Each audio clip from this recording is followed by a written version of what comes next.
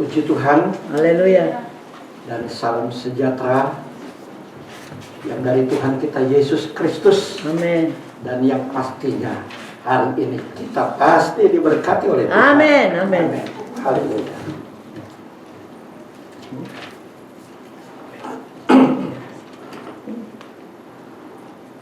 Bapak Ibu saudara-saudara yang dikasihi oleh Tuhan, kita hari ini sama-sama kita mau memperingati tentang hari di mana Tuhan Yesus naik ke surga.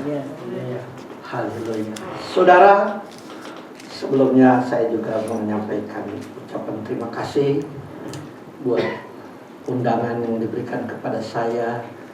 Bukan saja hadir dalam ibadah di tempat ini, tapi dipercayakan untuk menyampaikan firman Tuhan. Haleluya. Terima kasih Bapak Gembala dan Ibu Gembala di tempat ini. Haleluya. Nah, saudara-saudara yang dikasih oleh Tuhan, kita selama ini, ya, mungkin saudara juga pernah membaca dalam sejarah-sejarah, ya, tidak ada yang seperti dilakukan oleh Yesus. Dia mati, dia bangkit dan dia hidup, dan sampai hari ini dia tetap hidup. Amin. Amin. Oleh sebab itu, saudara-saudara yang dikasih oleh Tuhan, kenaikan Yesus Kristus, kalau kita baca di dalam Alkitab, baik itu dalam Perjanjian Lama, Perjanjian Baru, ada 4 kenaikan. Ya. Tapi ada juga dari pengajaran kita yang mengatakan dari Pentakosta ada 5. Itu walaupun itu dipelajari, tetapi bisa menguatkan kita, dan ternyata bisa itu dimaksudkan itu menjadi 5 kenaikan yang ada di dalam Alkitab. Saudara tentu sudah tahu, ya, mungkin suka baca Alkitab. Itu kan yang pertama kali kan kalau kita baca di dalam Alkitab, yang dimulai dari pertama dikatakan saudara Henok, ya. Henok. Iya. Ya, Henok itu kalau kita baca dalam Alkitab Kejadian pasal 5, ya, saudara bisa catat saja dulu itu ayat 22 sampai 24. Henok itu terangkat, dia diangkat naik ke surga oleh Allah. Dan yang kedua Elia. Elia juga ditulis dalam 2 Raja-Raja pasal 2 ayat 11. Dia juga terangkat ke surga. Dan yang ketiga, nah ini yang dimaksud dengan Musa. Musa memang Alkitab tulis di dalam Ulangan pasal 34, itu ayat 5 dan ayat 6, itu dikatakan bahwa Musa mati dan dia dikubur. Tetapi Alkitab tulis bahwa kuburnya tidak diketemukan sampai hari ini. Kata Alkitab demikian. Tetapi apabila kita baca dari firman Tuhan, ya, itu yang dikatakan bahwa kalau kita mengingat firman Tuhan, dan itu ditulis kata firman bahwa kalau kita baca Lukas pasal 9 ayat 28 sampai ayat 30, itu dikatakan di situ bahwa dalam kisah itu kan Yesus membawa murid-muridnya Yohanes, Yakobus dan Petrus dibawa ke atas gunung. Lalu Yesus berdoa. Lalu murid-murid Yesus dalam penglihatannya itu, Yesus berubah. Tiba-tiba bajunya menjadi putih mengkilau, dikatakan bersinar, dan dilihat di kiri dan di kanan, di situ ada Elia, ada Musa. Dan inilah yang menguatkan bahwa berarti Musa dia ada bersama-sama dengan Yesus.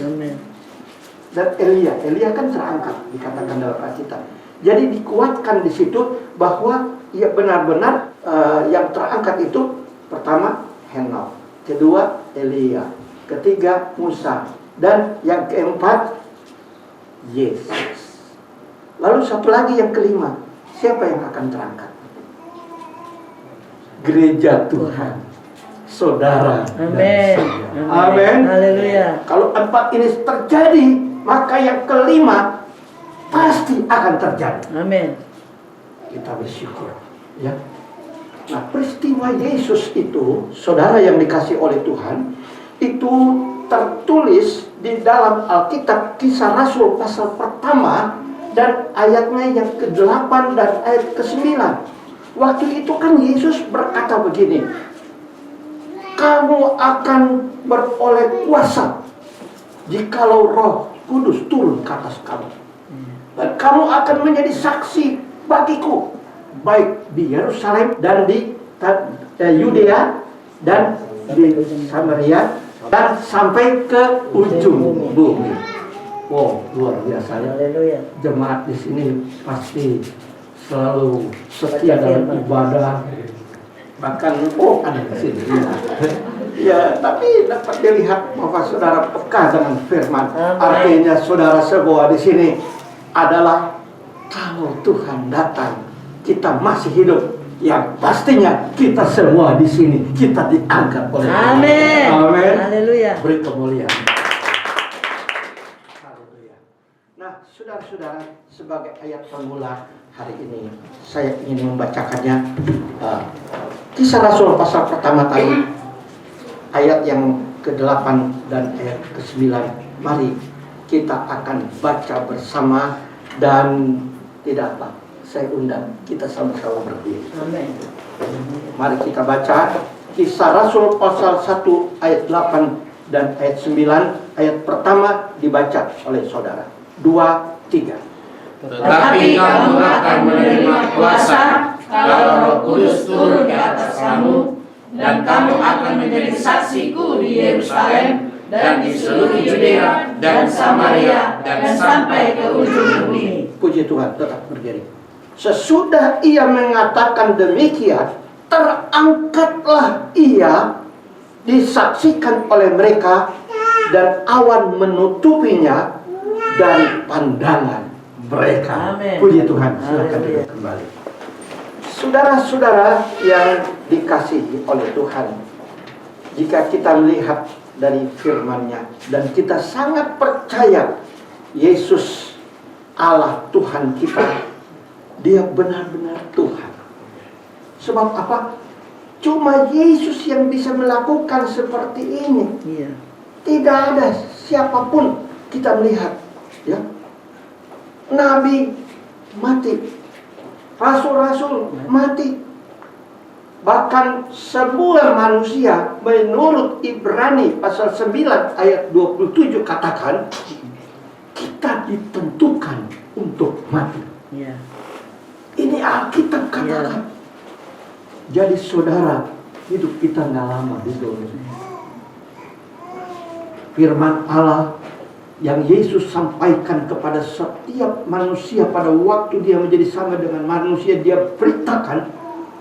Dia bukan saja memberitakan tentang bagaimana dia berkuasa sanggup menyembuhkan orang sakit. Bahkan orang mati pun dia bisa bangkitkan. Tetapi adalah yang paling terpenting, ada 80% lebih. Dia berbicara tentang kekekalan. Itu yang dia sampaikan. Jadi hari ini saudara, kita harus sungguh-sungguh menjadi anak Tuhan. Sekali anak Tuhan, tetap anak Tuhan. Amin. Amin. Amin. Sekali Yesus, tetap Yesus. Haleluya. Emang ada sih kadang-kadang, mungkin ya karena kita ya bangga jadi orang Pantekosta. Jadi kita suka bilang sekali Pantekosta, tetap Pantekosta. Tapi bukan Pantekostanya yang membawa kita ke surga. Bukan. Dia Alkitab nggak dibilang gereja yang akan terangkat adalah gereja Pantekosta. Bukan. Tapi kita bangga. Nggak masalah. Patut saya pun begitu. Amin. Saya juga bilang dalam diri saya ini, sekali Pantekosta, aku tetap Pantekosta. Amin. Tapi yang sebenarnya, sekali Yesus, tetap Yesus. Haleluya. Amin. Amin. Nah, saudara-saudara, ada satu kisah. Ini cerita, tapi cerita betul. Jadi ada pemuda, dia rupanya jalan-jalan. Ya mereka sampailah ke Arab. sampai di Arab di sana. Namanya kebetulan sama dengan saya, itu pemuda itu. Yang satu namanya David, yang satu namanya Michael. Nah, dia berdua sedang berjalan-jalan di Arab, kesasar. Nah, sementara mereka berjalan dari pagi sampai siang, akhirnya kan lapar, haus. Lihat kiri, lihat kanan, cari rumah makan, nggak ada yang buka. Restoran tidak ada yang buka, bahkan warung kecil pun tidak ada yang buka. Mereka sangat lapar. Akhirnya mereka jalan-jalan kelelahan, dan si David mulai bilang, aduh, kita ini di Arab ini. Bagaimana perjalanan kita ini? Nanti kalau mungkin ada orang berkumpul banyak, kita bisa bertemu, ada orang, kita mau minta tolong. Udahlah, ya, ini nama saya David, saya mau rubah. Nanti kalau orang tanya, namamu siapa? Dia mau bilang Abdul. Kalau kamu Michael, mau ganti nama siapa? Oh, kalau aku mah tetap Michael. Bapak ibuku beri nama aku Michael. Aku sampai kapanpun, sampai mati aku tetap Michael. Oh, kalau aku akan merubah Abdul. Nah, dia berdua berjalan, tiba-tiba lihat ada keramaian siang hari. Ya, pesantren. Terus ketemu, udah dilihat. Ya, dia dianggap sebagai seperti musafir, orang yang sedang berjalan-jalan salah, artinya kesasar. Jadi ketemulah orang di situ, lantas ditanya, kamu dari mana? Aku kesasar. Siapa namamu? Nama aku Abdul. Jadi orang itu bilang begini sama dia, panggil orang-orang yang ada di dalam. Ini Abdul, ajak masuk ke dalam, bawa dia, ayo. Suruh ngaji, suruh belajar. Dia kadang-kadang dia pikir namanya Abdul. Dia siapa yang satu namanya? Namanya Michael. Oh, Michael. Wah, dia pasti orang Nasrani dia. Dia suruh sama orang-orang, ini Michael, bawa dia ke ruang makan, buat sebentar kita mau buka puasa. Tapi karena dia tidak puasa, kasih dia makan sepuas-puasnya. Kata si Abdul yang namanya David, waduh, kenapa aku ganti nama ya? Mestinya aku ini, mestinya makan enak aku. Sekarang aku dibawa ke sana, aku disuruh ngaji lagi. Aduh, saudara yang dikasih oleh Tuhan, dia menyesal. Kenapa aku ganti nama? Hari ini, saudara, sekali Yesus. Amen. Jangan rubah namamu. Yeah. Sekali Yesus, tetap Yesus. Amin. Amin. Amin.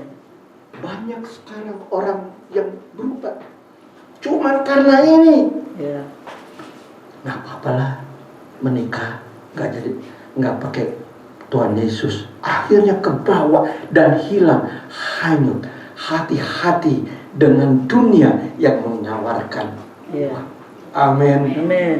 Saya baca-baca Alkitab kadang memikirkan, kenapa ya sampai Henok, Elia, dia diangkat hidup-hidup. Memang tidak sama kejadian seperti Yesus. Kalau Yesus kan mati, bangkit, dan hidup, dan dia naik ke surga. Tapi Henok dan Elia, dia diangkat hidup-hidup. Musa diperkirakan dia mati, ya, tapi dia tidak hidup lagi di dunia, ya, dia diangkat langsung ke surga. Saudara mau diangkat langsung ke Amin. surga? Amin. Jangan buru sekarang, ya. Kita masih mau, Tuhan masih mau pakai kita melayani Tuhan hari ini. Amin. Amin. Pokoknya kita seberapapun Tuhan kasih kita hidup kita di dunia ini, Ya. saudara tetap posisi saudara dalam kata melayani Tuhan. Kan bukan saja melayani Tuhan seperti saya, seperti hari ini saya memberitakan firman di mimbar ini. Saudara bisa bersaksi di mana-mana. Bukankah kita sudah baca tadi Kisah Rasul pasal 1 ayat 8. Tuhan bilang, kamu diberi kuasa dan kamu akan menjadi saksiku di Yerusalem. Berbicara tentang keluarga. Amin. Kita mulai dengan keluarga. Di seluruh tanah Yudea, kiri, kanan, muka, belakang, tetangga kita saksikan Tuhan itu dahsyat luar biasa. Amen. Dan di Samaria, Saudara, kata Samaria ini kalau baca Alkitab, ya, orang-orang Samaria kan orang-orang yang dikatakan mereka tidak kenal Tuhan. Ya, contohnya seperti perempuan Samaria. Tapi lewat kita mau menjadi saksi Tuhan, mereka bisa kenal Dia. Amin. Amin. Itu sudah pasti. Alkitab katakan kalau kita baca di dalam Filipi pasal 2, ya, itu kan dikatakan dalam ayat pasal 2 ayat 8 sampai ayat 11. Dan dalam keadaan sebagai manusia, ayat 8, ya, Ia telah merendahkan dirinya dan taat sampai mati, bahkan sampai mati di kayu salib.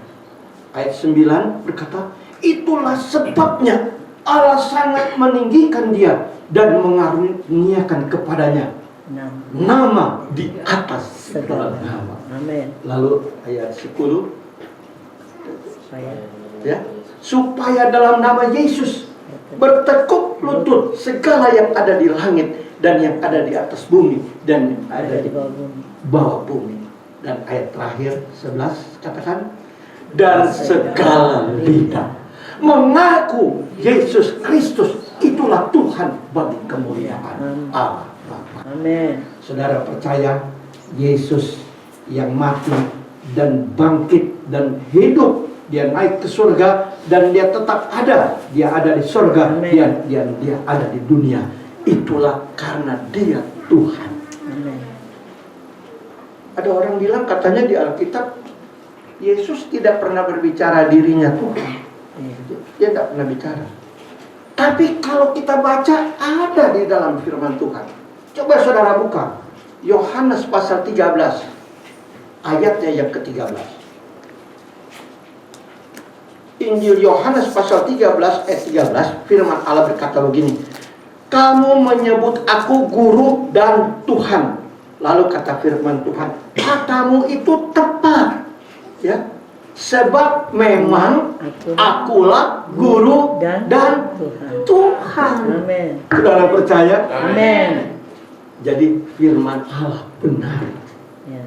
Yesus ini kan yang berkata sendiri dalam firman-Nya. Kalau kita lihat kan ada pengertian dalam kitab, kalau di handphone ya warna merah, berarti Yesus yang berkata. Ucapan Yesus benar bahwa Dia adalah Tuhan. Hari ini jangan ragu. Sungguh-sungguh Yesus itu adalah Tuhan. Amin. Memang ada orang bilang katanya Bapak nggak punya anak, katanya. Bapak kan nggak punya anak, ya. Tapi kita percaya inilah kisah yang disampaikan kenapa Tuhan harus datang sebagai manusia. Nah ini saudara, firman Allah ini, kalau Dia datang sebagai Tuhan langsung, kita mati semua. Ada kisah di dalam perjanjian lama, ya, ketika Musa dia membawa bangsa Israel untuk mau bertemu dengan Tuhan, orang Israel ketakutan. Sebab apa? Masih sedang dalam perjalanan saja mau menuju melihat Tuhan, itu kedengaran suara yang sampai membuat telinga mereka menjadi sakit, bahkan mereka tidak kuat. Memang Tuhan, seperti kata Alkitab, kita tidak bisa melihat Tuhan. Hari ini di dalam firman Tuhan mengatakan kita tidak bisa melihat Tuhan, tapi kita bisa melihat kuasa perbuatan tangan Tuhan lewat firman-Nya. Amin. Kita bersyukur. Dengan iman kita percaya. Bukankah kita Kejadian pasal pertama ayat pertama berkata, Tuhan berkata begini, jadilah langit dan bumi. Seketika itu juga jadi. Itu Tuhan. Jadi betapa dahsyatnya kalau orang yang punya firman. Amin. Luar biasa ya. Kalau punya firman kita ada kuasa. Ya. Seperti pujian yang kita nyanyikan tadi, ya. Yesus naik ke surga, Dia meninggalkan kepada kita roh penghibur, yaitu kuasa Roh Kudus. Amin. Amin. Amin. Kita harus punya kuasa Roh Kudus. Dari mana kita bisa tahu kita punya nggak sih Roh Kudus? Dari perbuatan kita. Kalau orang yang dipenuhi Roh Kudus, dia akan merasakan dalam dirinya. Saya kasih contoh. Ya. Saya sendiri juga alami. Waktu itu kan saya masih muda.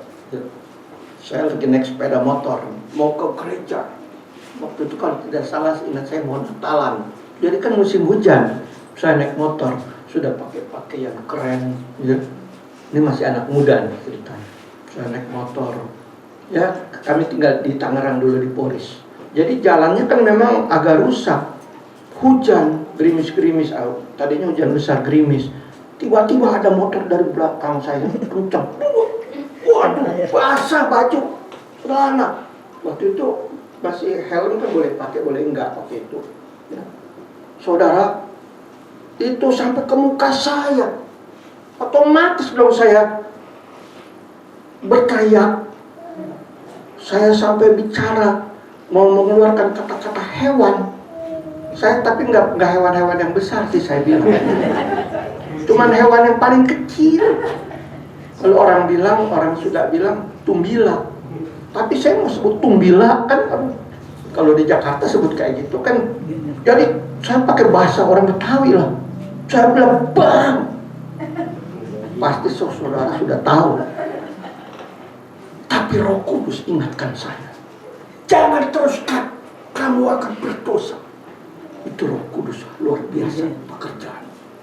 Jadi saya tahan. Begitu saya tahan, saya teringat. Itu istri saya kan suka belanja di depan rumah. Ada tukang sayur.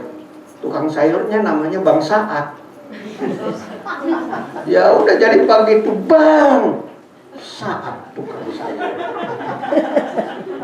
Kan gak jadi dosa. Haleluya. Haleluya. Nah, mungkin suatu ketika saudara suami istri, kalau udah jengkel kan tahu sendiri perkataan, ya kan? Cerai-cerai itu pasti keluar tuh kata-kata seperti itu. Iya. Hari ini kita minta kita punya Roh Kudus. Amen. Supaya mengingatkan kita ketika kita salah bicara. Memang Tuhan ampuni. Amin. Tuhan itu kan baik sekali. Dia Maha Pengasih, Dia Maha Penyayang. Wah, luar biasa kalau kita punya Tuhan. Amen. Nah, saudara yang dikasih oleh Tuhan, jadi kita percaya Tuhan Yesus yang kita sembah sampai hari ini, Dia adalah Tuhan yang hidup dan Dia ada di surga dan Dia ada di dunia. Amin. Amin. Dia ada. Dia sedang memperhatikan kita semua di sini. Yeah. Mana yang sungguh-sungguh, mana yang tidak. Yeah. Kalau saya sih ngelihat dari tempat ini, semua sungguh-sungguh. Haleluya. Amin. Kita juga berdoa semoga Tuhan lihat memang saudara sungguh-sungguh. Amin. Amin. Emang saya sudah lihat tadi dari waktu menyanyi-nyanyi, waktu puji-puji Tuhan itu luar biasa. Sampai-sampai saya bilang, ini jumlahnya sekian, tapi kenapa suaranya bisa 2-3 kali lipat? Haleluya. Saya percaya ada malaikat surga yang turun ikut memuji. Amin. Amin. Amin. Tuhan itu kasih. Amin. Nah, saudara-saudara yang dikasih Tuhan, ada sebuah ayat lagi saya ingin sampaikan kepada saudara. Ayat ini pasti saudara sudah hafal. Yohanes pasal 10 ayat 10. Memang perkataannya begini. Tuhan bilang, pencuri itu datang hanya untuk mencuri, membunuh dan membinasakan. Tapi Yesus berkata, aku datang supaya mereka mempunyai hidup dan mempunyainya dalam segala kelimpahan. Amin. Memang kalau orang yang cuma cari Tuhan, pengen ketemu asal aku tahu kalau ikut Tuhan aku pasti banyak duit. Wah, kalau baca ayat ini sedang berkelimpahan. Sebenarnya bukan itu yang dimaksud. Kita supaya berkelimpahan dengan firman Tuhan. Ini yang Tuhan mau. Kalau kita berkelimpahan dengan firman, artinya kita mencari dulu kerajaan Allah. Janji Tuhan Matius 6 ayat 33, kita sudah mencari kerajaan Allah serta kebenarannya itu, kata Tuhan, segalanya akan ditambahkan. Amin. Oh, itu Tuhan luar biasa, dia tambahkan. Saya ini bersyukur, benar-benar bersyukur kepada Tuhan. Saya mungkin sudah pernah menceritakan bahwa saya hanya membantu pelayanan pekerjaan Tuhan. Sejak muda saya jadi pengerja sampai hari ini.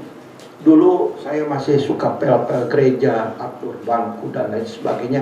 Mungkin pendeta bilang, dia sudah tua, udah nggak usah itu lagi, nggak usah kerja itu lagi. Tapi Tuhan benar-benar pelihara. Amin. Ini saya jujur, sampai hari ini, mana? Ini dompet saya, ini gak pernah kosong. Haleluya. Iya. Ada isinya KTP. Kalau duit sih sekali-sekali bisa kosong. Ya, kita harus jujur. Amen. Tapi Tuhan janji dia akan pelihara kita. Amin. Saya baru-baru ini, bulan Januari, penglihatan saya sudah hampir tidak bisa melihat, cuma sekitar 20 atau 30 meter. Sampai-sampai saya bilang, ya Tuhan, kalau begini Tuhan, kalau saya masih tetap hidup Tuhan, saya akan menderita Tuhan. Sebab baca Alkitab pun sudah gak bisa. Tuhan Maha Tahu. Amin. Luar biasa. Ya, saya jujur, saya belum pernah pegang uang yang namanya 100 juta. Seumur hidup saya nggak pernah uang sebanyak itu, nggak pernah megang. Megang aja nggak pernah, apalagi punya. Tapi Tuhan pelihara, saya bisa tinggal di rumah yang harganya 3M. Iya. Wah, nggak beli, dikasih Tuhan. Amin. Amin. Saya kemarin ini, saya bilang, ya Tuhan, anak saya bilang, papa pindah karena rukonya dijual. Ya Tuhan, saya mau taruh di mana? Kata anak saya, udah papa sama mama kontrak aja. Ya saya sih nggak ada masalah, saya biasa kontrak dari zaman dulu. Iya saya berdoa dan berdoa. Ditambah lagi saya tiba-tiba kan hampir tidak bisa melihat. Saya khotbah di Jeruk Bali, ibu pendeta bilang sama saya, David, kamu mesti ke rumah sakit. Memang saya jarang ke rumah sakit, jadi saya nggak tahu. Sampai berita itu saya cerita, saya tiba-tiba dibawa sama anak ke rumah sakit. Sampai dibawa ke rumah sakit, dokter periksa bilang, aduh Pak, ini mah 1-2 bulan lagi Bapak. Ya, Bapak kalau lihat hari-hari, saya kalau hari-hari kalau ada matahari mulai timbul, saya udah nggak bisa lihat ke depan. Kata dokter, ini 1-2 bulan lagi Bapak udah nggak bisa melihat. Beruntung Bapak datang. Itu Tuhan luar biasa. Amin. Dia ingatkan lewat seorang ibu gembala. Dan saya diperiksa. Langsung operasi ya. Kasih waktu seminggu. Mesti ada obat yang dikasih obat sepanjang seminggu. Luar biasa. Saya dioperasi kiri kanan 65 juta. Di kantong nggak ada uang sebanyak itu. Tapi Tuhan sediakan Amen. bagi orang yang mengasihi Dia. Amin. Itu akan terjadi kepada saudara. Ya. Percaya, Amen. pasti terjadi. Amen. Saya itu sudah berkali-kali alami. Saya kalau mau saksikan kesaksian saya sampai besok nggak ada habisnya. Haleluya. Tapi hari ini apa yang saya dapat, saya percaya hari ini bisa menjadi berkat. Amin. Amin. Jangan takut hidup. Ya. Pokoknya sekali Yesus, tetap Yesus. Haleluya. Amin. Amin. Itu Tuhan Yesus luar biasa. Jadi benar-benar saudara harus kejar. Ya. Kejar ini Yesus. Yesus juga kan disebut dia adalah kasih. Ya. Kita mengasihi Yesus, kita mencintai Yesus, kejar dia. Saya kalau ingat kata kejar kasih, saya ingat jadi ada cerita kisah tentang sepasang pemuda dan pemudi. Ya. Dia pemuda dan gadis ini rupanya dia bertunangan. Tetapi wanitanya pemudanya ini menyambut dengan sebelah tangan. Sampai-sampai si pemudanya itu bilang, aku bawakan kamu air. Dia mintanya yang enggak. Dia minta air katanya selaut. Dibawain segenggam cinta. Saya bilang, aku minta supaya engkau mengirimkan apa tadi? Iya, mengirimkan bulan katanya di pangkuan. Waduh, itu sampai yang cerita itu dibuatlah kisah ini menjadi satu nyanyian. Cuman sayangnya nyanyian dunia, jadi aku nggak suka. Cuman nggak salah, ada kata-kata yang bagus ya, yang maksudnya yang buat menjadi kita mengingat. Jadi saya bilang kan kejar Yesus ya. Amin. Seperti pemuda itu hari ini, apapun dalam hidup kita mau kejar Yesus. Amin. Sampai Yesus bersanding dengan kita. Ya. Amin. Amin. Saudara diberkati. Amin. Amin. Haleluya. Kita beri kemuliaan. Amin.